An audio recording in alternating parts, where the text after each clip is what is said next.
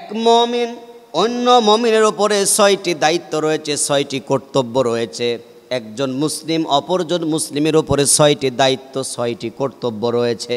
যদি এই ৬টি কর্তব্য, ৬টি দায়িত্ব যদি আমরা নবীজি সাল্লাল্লাহু আলাইহি ওয়াসাল্লাম সুনানে আত-তিরমিজির আপনার হাদিস নাম্বার 2737 নম্বর হাদিস, হযরতে আবু হুরায়রা রাদিয়াল্লাহু তাআলা আনহু হতে বর্ণনা করেছেন যে সুনানে আত-তিরমিজির মধ্যে আসছে, একজন মুমিনের জন্য অপরজন মুমিনের ৬টি দায়িত্ব, ৬টি কর্তব্য রয়েছে। যদি মুমিন ব্যক্তিরা যদি এই ৬টি দায়িত্ব, ৬টি কর্তব্য যদি মেনে নিতে পারে, তাহলে ওই সমাজের মধ্যে হানাহানি থাকবে না, ওই সমাজের মধ্যে হিংসা থাকবে না, গীবত চর্চা থাকবে না, একজন অপরজনের সঙ্গে ভালোবাসা সৃষ্টি হয়ে যাবে, ভালোবাসা হয়ে যাবে।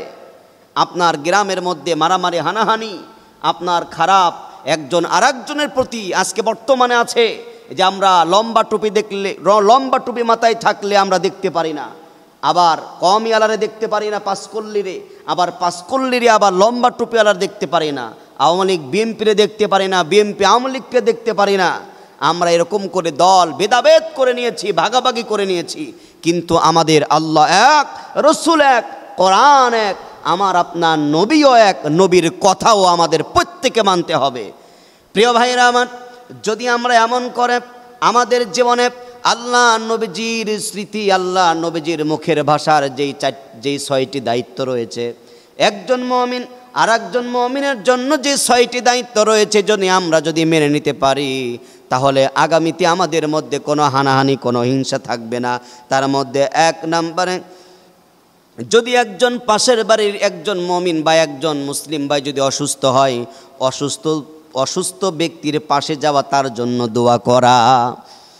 অসুস্থ ব্যক্তি, আপনি তাকে দেখতে যান, আপনি যদি কিছু নিয়ে যান, এটা হাদিয়া, আপনি যে কিছু নিয়ে যাবেন, কিছু সাথে করে নিয়ে যাবেন অসুস্থ ব্যক্তির, আপনি যদি না পারেন দেখতেই যান।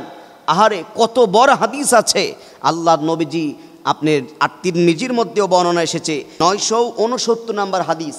এই হাদিসের মধ্যে বলা হয়েছে, যদি আপনি অসুস্থ ব্যক্তির পাশে যদি যান, দাঁড়ান, বসেন, আপনার জন্য ৭০,০০০ ফেরেশতা আপনার ক্ষমার জন্য, আপনার কল্যাণের জন্য দোয়া করতে থাকে। সুবহানাল্লাহ। প্রিয় ভাইরা আমার, এই জন্য এত বড় সওয়াবের কথা আল্লাহ নবীজি বলেছে।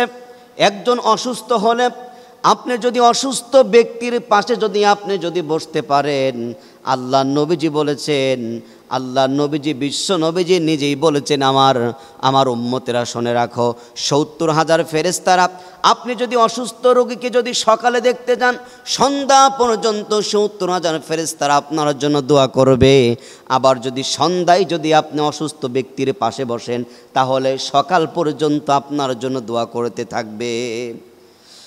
এজন্য একজন মুমিন অপর মুমিনের জন্য ৬টি দায়িত্ব। এক নাম্বার, অসুস্থ হলে পাশে দাঁড়ানো। দ্বিতীয় নাম্বারে, একজন মুমিন যদি ইন্তেকাল করে, যদি মারা যায়, তার জানাজার নামাজে অংশগ্রহণ করা। আমরা মনে করি যে আমার পাশের বাড়ির লোক মারা গেছে, কি হুজুর তো বলে দিয়েছে কিছু মানুষ নামাজ পড়লে তো হয়ে যায়, কিন্তু আমার যে একটা দায়িত্ব আছে, এই আমার গ্রামের, আমার মহল্লার আব্দুর রহিম, আব্দুল করিম যে দুনিয়া ছেড়ে চলে গেল, আর জীবনে কোনো দিন আর দেখা হবে না, আর কথা হবে না, তার চেহারা দেখা হবে না, তার সঙ্গে আর কোনো দিন দেখা হবে না। আমি আপনি এক কথা বলে চলে গেলাম, জানাজার নামাজের যাই না, আপনি জানাজার নামাজ উপস্থিত হতে পারলেন না, আপনার দায়িত্ব আপনি পালন করলেন না, আপনি কেমন মুসলমান হলেন? তৃতীয় নাম্বারে, কোনো মুমিন ভাই যদি ডাক দেয়, ডাকের সাড়া দেওয়া। একজন মুমিন ভাই যদি আপনাকে ডাক দেয়, ওই ডাকের সাড়া দিতে হবে। সে কি বলে শুনতে হবে, তার কাছে যেতে হবে, বিপদে আপদে, সুখে দুঃখে। এই যে কোরবানি চলে গেল আমাদের, ওই কোরবানির ঈদের মধ্যে আপনার সারাটি বছর এমনও ব্যক্তি আছে আপনার পাশের বাড়ির মানুষের সঙ্গে কথা হয় না, কিন্তু কোরবানির ঈদ আসলে আপনার সৌজন্য, আপনার কোরবানির ঈদের আপনার যেই পশুটির মাংসটা, গোস্তটা আপনি নিজেও খান, আবার গরিবকে দেন, সমাজে দেন, আবার নিজের আত্মীয় স্বজনকে দেন। এত সুন্দর একটা সৌজন্যতা আপনার কোরবানির ঈদ এটাই আপনাকে শিখিয়েছে। আপনি যদি 500 টাকা মসজিদে দেন, ওটা মসজিদে দিয়ে দেন। আপনি জাকাত দিলেন, দিয়ে দেন। আপনার যত দান খয়রাত যা আপনি করেন ওটা দিয়ে দেন। কিন্তু কোরবানির এমন একটা ত্যাগ আপনি আল্লাহকে দিচ্ছেন, ওখান থেকে আপনি আবার আপনার আত্মীয়কে দিচ্ছেন। আপনাকে এটাই শেখায় কোরবানির ঈদে যেমন সুখ দুঃখ ভালো মন্দ ঈদের আনন্দের সাথে সাথে যেমন ভাগাভাগি করে নেন, এটা যেন সারাটি বছর হয়ে থাকে। এই জন্য প্রিয় ভাইয়ের আমার, আপনার পাশের আপনার এলাকার কোনো একজন মুমিন কোনো একজন মুসলিম যদি আপনাকে যদি ডাকে, তাহলে তার ডাকে সাড়া দেওয়া, এটা মুমিন ব্যক্তিদের গুণাবলী। আল্লাহ নবীজি বলেছে 4 নম্বরে পরিচিত অপরিচিত, পরিচিত অপরিচিত সবাইকে সালাম দেওয়া। সালাম শব্দের অর্থ হচ্ছে শান্তি। হজরতে ওমর থেকে হাদিসটি বর্ণনা করেছেন হজরতে ওমর আল্লাহ নবীজির কাছে বললেন, ইয়া রাসূলুল্লাহ, ইয়া হাবিবাল্লাহ, ইসলামের মধ্যে উত্তম কাজ কি? ইসলামের মধ্যে উত্তম কাজ কি? নবীজি বললেন, ইসলামের মধ্যে 2টা কাজ উত্তম। আতঈমুত তাআম ওয়া তুকরিউস সালাম, তোমরা একজন অপরজনকে খাদ্য দাও। ওয়া তুকরিউস সালাম, পরিচিত অপরিচিত সবাইকে তোমরা সালাম বিনিময় করো। ইসলামের মধ্যে উত্তম 2টো কাজ, এজন্য পরিচিত অপরিচিত সবাইকে সালাম দেওয়া। 5 নম্বরে, যদি কোনো মুসলিম যদি কোনো মুমিন যদি হাসি দেয়, হাসি দিলে যদি আলহামদুলিল্লাহ বলে, আপনার দায়িত্ব আপনার কর্তব্য হচ্ছে আপনি ইয়ারহামকুমুল্লাহ বলবেন। যে ভাই আমার প্রিয় ভাই আলহামদুলিল্লাহ শুকরিয়া আদায় করেছে, আপনি ইয়ারহামকুমুল্লাহ বলবেন। আর 6 নম্বরে আপনার দায়িত্ব কাছে দূরে সকলের জন্য আপনার ভালো মঙ্গল কামনা করা।